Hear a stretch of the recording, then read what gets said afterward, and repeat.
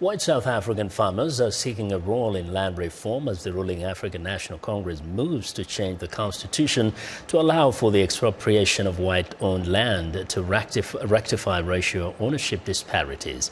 Francis Maguire reports.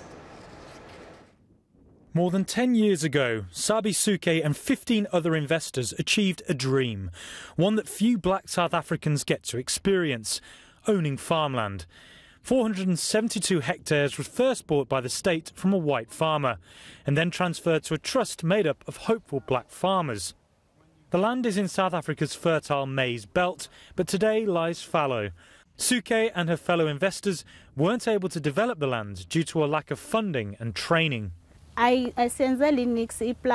This farm does not benefit us. The government's never helped us. As you can see with this farm, we were never trained and we know nothing about farming.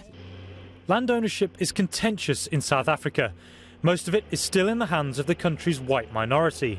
Since the end of apartheid in 1994, the ruling African National Congress has pursued a willing seller, willing buyer model, buying land from white farmers and redistributing to the black community.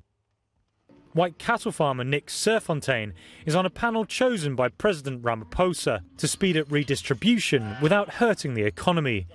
He says change is needed as emerging black farmers want to get into the market, but often lack direction. He also helps black farmers access loans they need to develop land. For an emerging farmer to start, he's going to require at least, I would say, in the order of about 1 million rand, average commercial farmer, to recapitalize that farm, to put in infrastructure and to buy stock.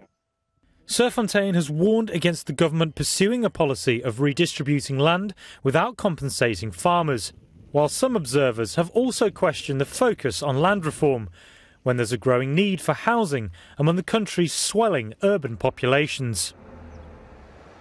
Well, that's Francis Maguire of Reuters with that report.